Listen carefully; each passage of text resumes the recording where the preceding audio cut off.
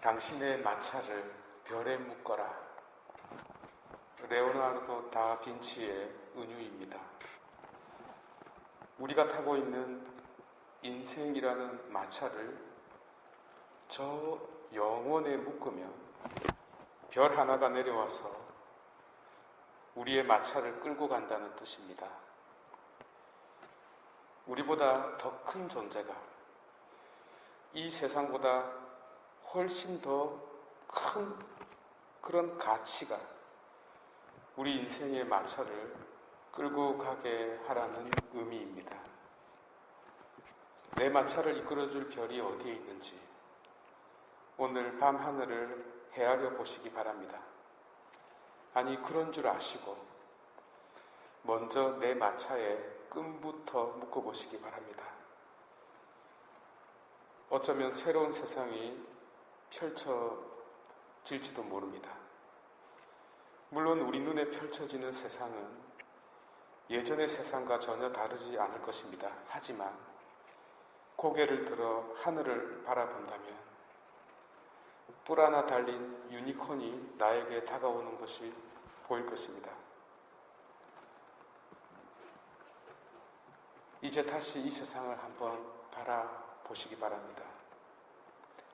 낚싯대 끝에 낚싯줄을 묶어 바다에 던지는 사람이 보이네요. 그는 단지 낚싯줄을 묶은 것이 아닙니다.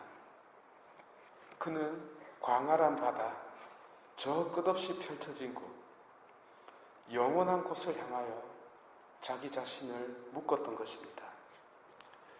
산을 오르는 사람도 보이네요. 그는 단지 운동을 하려고 오르는 것이 아닙니다. 그는 자기 자신을 저 높은 곳과 연결되기를 바라는 마음으로 발걸음을 옮기고 있는 것입니다.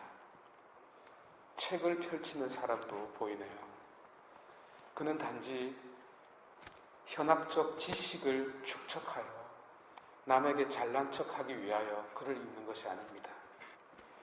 그는 세상의 신비, 곧 신의 생각을 알고 싶어서 영혼의 문을 열고 있는 것입니다. 그림을 그리고 있는 사람도 보이네요. 그는 무엇을 그리고 있을까요? 자기 안에 영혼을 스케치하고 있는 중입니다. 노래를 부르는 사람도 보이네요. 그는 자기 인생 안에 영혼에서 울려 퍼지는 기쁨을 자기 안으로 불러들이고 있는 중입니다. 푸른 잔디 위에 스윙을 하는 이들도 보이네요. 그들은 단지 돈과 명예를 위해서 휘두르는 것이 아니랍니다. 그는 자기가 가야 할 곳, 곧 영혼을 향하여 공을 날리고 있는 것입니다. 심지어 섰다에 돈을 거는 이들도 보이네요. 그는 흔들리지 않는 토대 위에 제대로 서 있기 위해서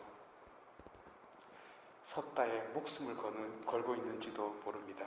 그렇습니다. 우리는 너무나 쉽게 남을 판단하고 있는지 모르지만 깊이 들여다보면 많은 이들이 저 하늘에 자신의 마차를 묶어두려는 영혼의 몸짓을 하고 있다는 사실을 깨달아야 합니다.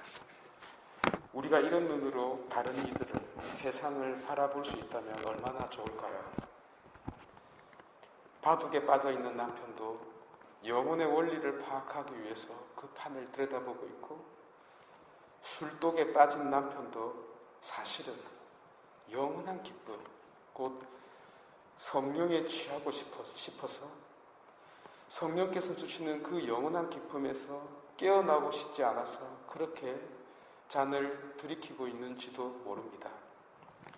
우리 안에는 우연처럼 보이는 그런 필연의 몸짓들이 녹아 있다는 것이죠. 비록 그것이 무엇인지 잘 모르지만 사실은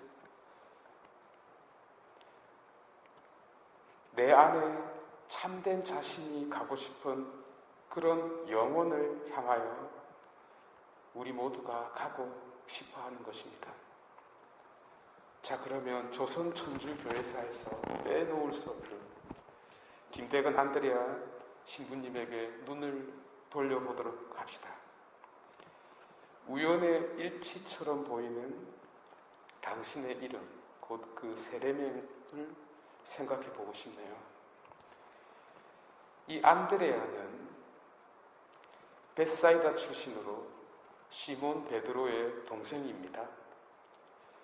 본래는 세례자 요한의 제자였는데 요한이 예수님을 가리켜 보라, 하느님의 어린 양이 저기 가신다 라는 그 외침 한마디에 예수님을 따라 나서게 된 사람이었습니다.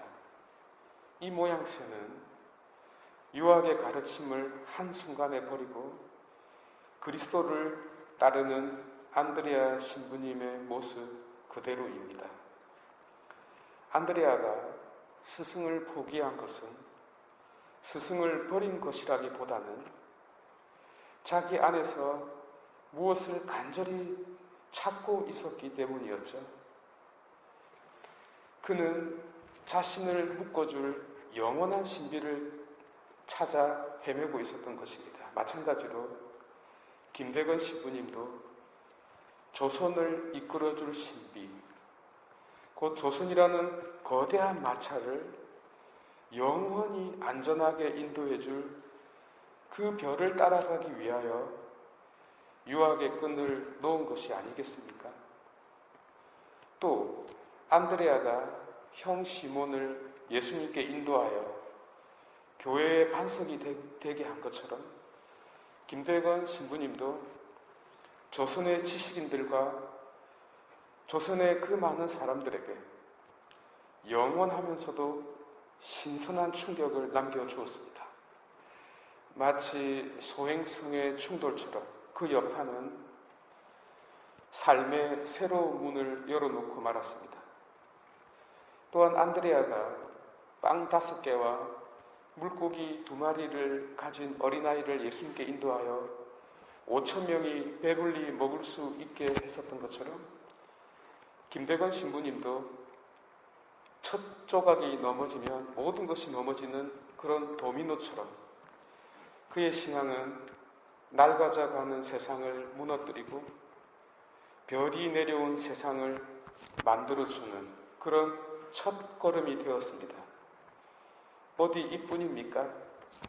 안드레아가 예수님을 만나고 싶어 했던 그리스 이방인을 데리고 왔고 실제로 자기가 이방인의 선교사가 되었듯이 김대건 신부님도 로마와 한참이나 떨어진 이 극동의 이방 민족인 조선에게 하느님의 자녀가 되게끔 하는 그런 선교사의 주춧돌이 되었습니다.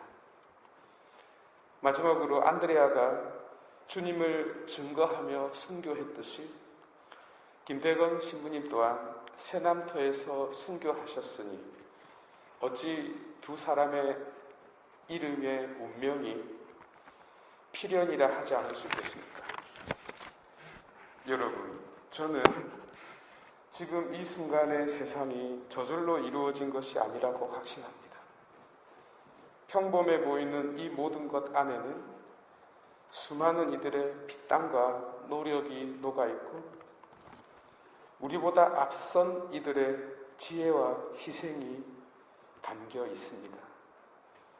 이 본당도 틀림없이 그러할 것입니다. 우리는 이를 물려받았고 그러나 동시에 이를 물려주어야 할 자들입니다.